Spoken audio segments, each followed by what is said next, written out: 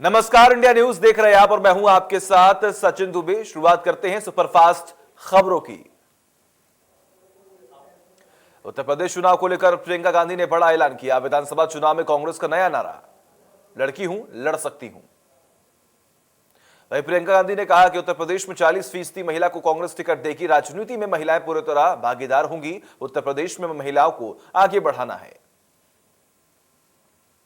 प्रियंका ने कहा यह फैसला उत्तर प्रदेश की हर महिला के लिए है। महिलाएं सेवाभाव से तस्वीर बदल सकती हैं। उत्तर प्रदेश चुनाव में कांग्रेस की 7 प्रतिज्ञा है। जाति धर्म से ऊपर उठकर सोचना होगा। जिन महिलाओं को चुनाव लड़ना है वो आगे आए। सीएम अशोक गहलोत ने बेरोजगारों को बड़ी सौगात दी। भर्तियों को लेकर सीएम गहलोत के 2 बड़े फैसले लिए। शैक्षणिक योग्यता संबंधित विवाद दूर होंगे।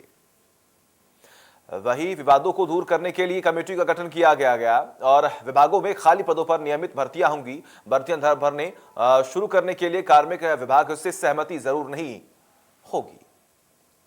जयपुर में स्वास्थ्य मंत्री रघु शर्मा के चिकित्सा विभाग के अधिकारियों के साथ मौसमी बीमारियों को लेकर बैठक की। ये बता दें कि मंत्री ने वीडियो कॉन्फ्रेंसिंग के माध्यम से बैठक की है।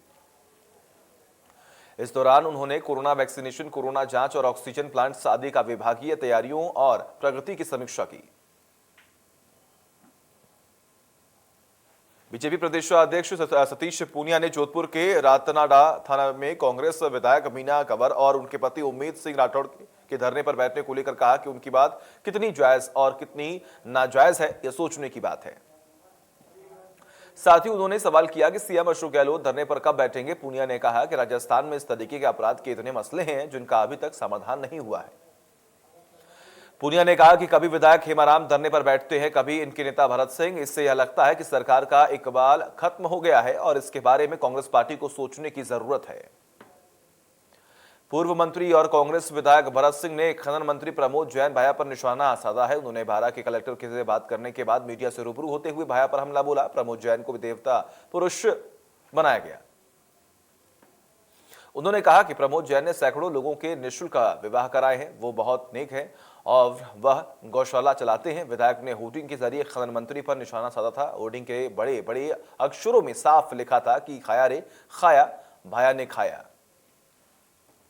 इस दौरान उन्होंने नया नारा देते हुए कहा कि भाया ने खूब खाया। बता दें कि विधायक भरत सिंह ने पहले भी निशाना साधते हुए कहा था कि रेती पत्थर किसने खाया, खाया रे खाया, भाया ने खाया।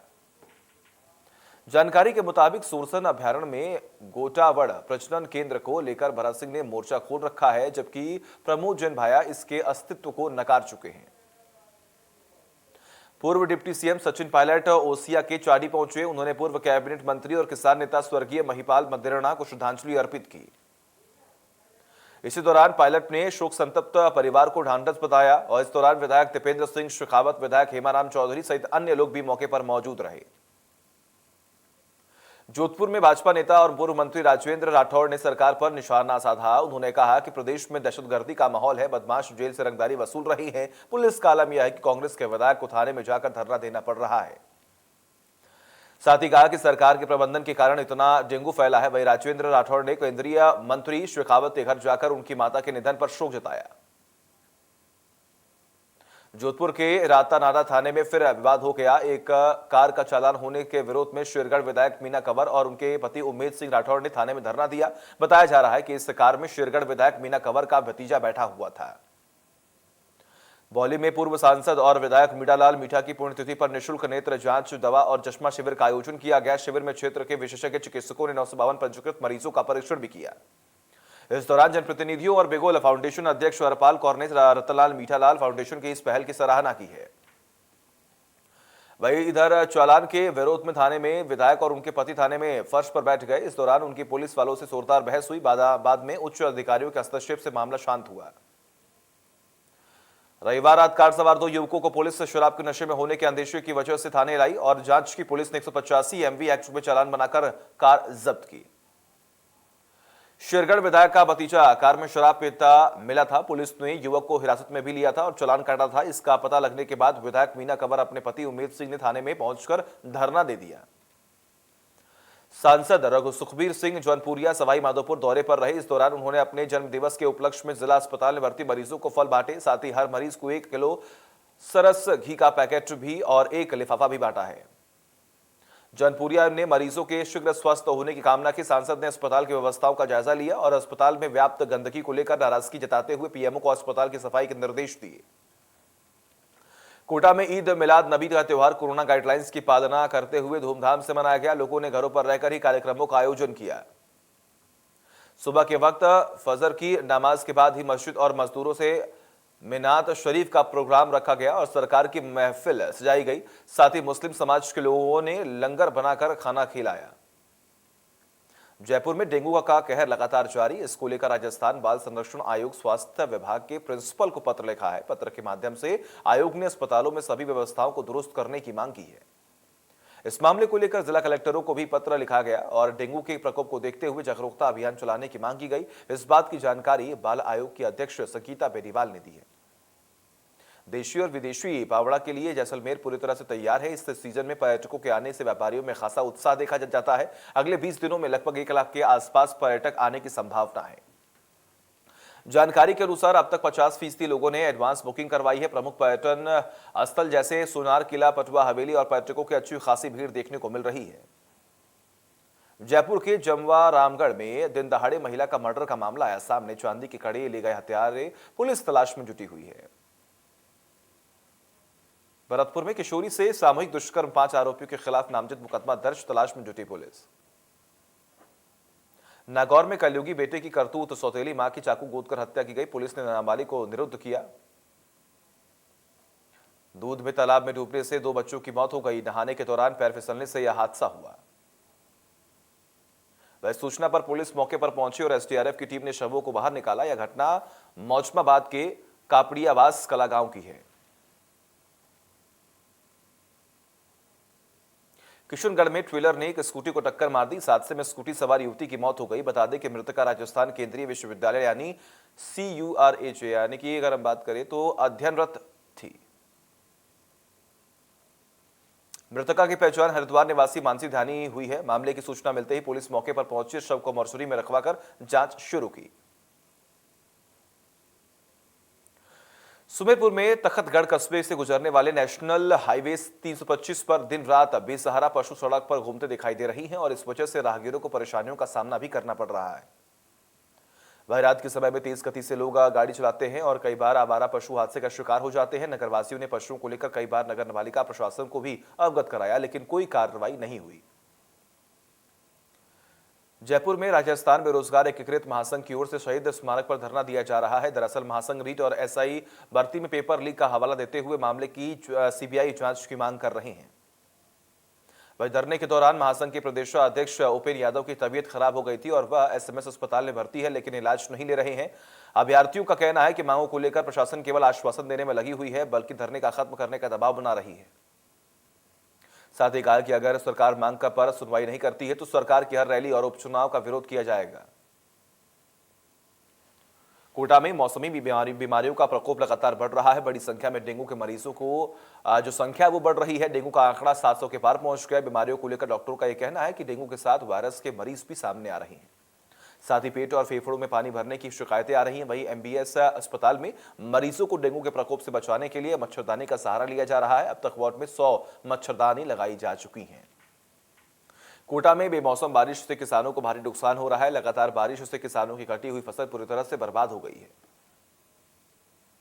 बौली में मौसम का मिजाज बदलने के बाद लोगों की परेशानी बढ़ गई। बारिश और तेज आंधी के कारण एक किसान के खेत में लगा सोलर पैनल पूरी तरह से ध्वस्त हो गया।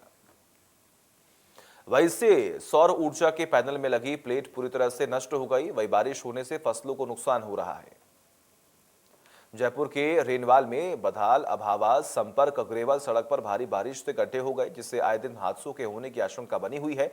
लोगों ने कई बार जनप्रतिनिधि सहित सरपंच के रास्ते को दुरुस्त करवाने की गुहार लगाई, लेकिन अभी तक समस्या का समाधान नहीं हो पाया। कोरोना मामलों में गिरावट जारी है। लगातार 5वें दिन कोरोना केस की संख्या घटी है और 8 महीनों बाद सबसे कम नए कोरोना मामले दर्ज किए गए। स्वास्थ्य मंत्रालय के अनुसार 24 घंटे में भारत में 13,058 नए कोविड मामले, 19,470 रिकवरी और 164 मौतें दर्ज की गई हैं।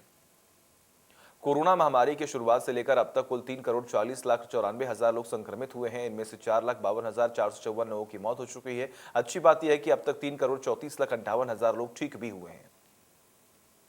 केंद्रीय स्वास्थ्य मंत्रालय ने बताया कि 18 अक्टूबर तक देश भर में 98,76,69,000 कोरोना वैक्सीन के डोज लिए जा चुके हैं। बीते दिन में अगर हम बात करें तो 12,05,000 टीके लगाए गए हैं। भारतीय आयुर्विज्ञान अनुसंधान परिषद के अनुसार अब तक करीब 59 करोड़ 19 लाख कोरोना टेस्ट किए जा चुके हैं। बीते दिन लगभग 9,89,000 कोरोना सैंपल टेस्ट किए गए, जिसकी पॉजिटिविटी रेट 2% से कम है। 2 महीने बाद रायपुर में कोरोना के मिले 10 नए मरीज। दूसरी जगह से मिले 4 संक्रमित मरीज। 6 मरीज मोबाइल बंद कर हुए घायल। केरल में 24 घंटे में 6,676 नए मामले सामने आए और इस दौरान 11,023 लोग डिस्चार्ज हुए और 60 लोगों की मृत्यु हो गई। दिल्ली में 24 घंटे में 15 नए मामले सामने आए, 37 लोग डिस्चार्ज हुए और किसी भी व्यक्ति की मृत्यु दर्ज नहीं की गई है। महाराष्ट्र में 24 घंटे में 1,485 नए मामले सामने आए, 2,078 लोग ठीक हुए और 27 लोगों की जान चली गई। मुंबई में 24 घंटे में 373 नए मामले आए सामने, इस दौरान 543 लोग डिस्चार्ज हुए और 4 लोगों की मौत हो गई। सक्रिय मामलों की संख्या 4,000 से अधिक। तमिलनाडु में 24 घंटे में 1,192 नए मामले सामने आए, 1,423 लोग ठीक हुए और 13 मौतें भी हुई। कर्नाटक में 24 घंटे में 214 नए मामले सामने आए, 488 लोग ठीक हुए और 12 मौतें भी हुई। WHO के तकनीकी सलाहकार समूह 26 अक्टूबर को भारत बायोटेक के कोविड रोधी टीके को वैक्सीन को आपातकालीन उपयोग पर विचार करने के लिए बैठक करेगा।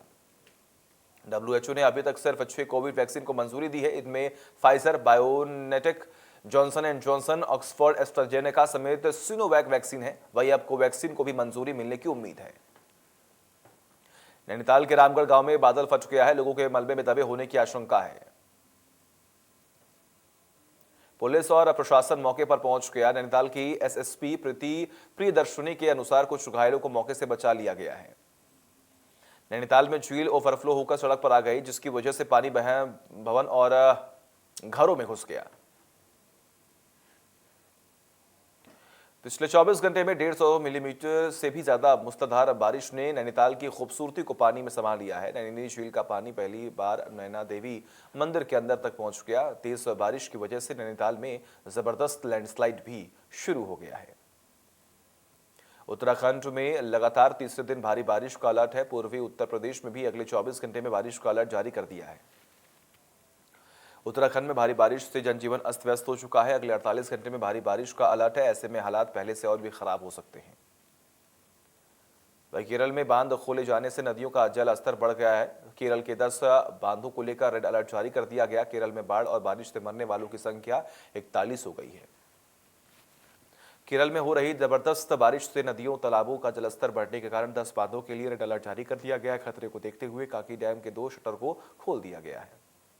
केरल में कोच्चि में बारिश के कारण जलस्तर बढ़ने के बाद इदमालयार बांध के 2 गेट खोल दिए गए हैं। खराब मौसम के कारण इडुक्की के पहाड़ी इलाकों में यात्रा पर प्रतिबंध लगा दिया गया है। बद्रीनाथ में लामबगड़ नाले में बाढ़ के पानी में फंसी कार और आम जनता की बड़ी मुश्किलें। सीबीएसई ने 10वीं और 12वीं की टर्म एग्जाम की डेट शीट जारी कर दी है। 30 नवंबर से 11 दिसंबर तक 10वीं और से 12वीं तक के एग्जाम होंगे। डेट शीट आधिकारिक वेबसाइट cbse.government.in पर अवेलेबल है। टर्म 1 परीक्षा में छात्रों से केवल ऑब्जेक्टिव टाइप के सवाल पूछे जाएंगे और टर्म 2 में दोनों ऑब्जेक्टिव और सब्जेक्टिव टाइप सवाल पूछे जाएंगे। पीएम नरेंद्र मोदी कपाट बंद होने से पहले बाबा केदारनाथ के दर्शन के लिए आएंगे। उनके दिवाली या उसके आसपास उत्तराखंड आने की संभावना है। पीएम नरेंद्र मोदी केदारनाथ में चल रहे दूसरे चरण के पुनर्निर्माण कार्यों का शिलान्यास भी कर सकते हैं। दूसरे चरण में 160 करोड़ के कार्य होने हैं। केदारधाम में गुरु शंकराचार्य की प्रतिमा भी स्थापित होनी है। पिछले दिनों प्रधानमंत्री ने कहा था कि वह पुनर्निर्माण कार्यों की वर्चुअल मॉनिटरिंग कर रहे हैं। केदारनाथ में गुरु शंकराचार्य की प्रतिमा होगी स्थापित।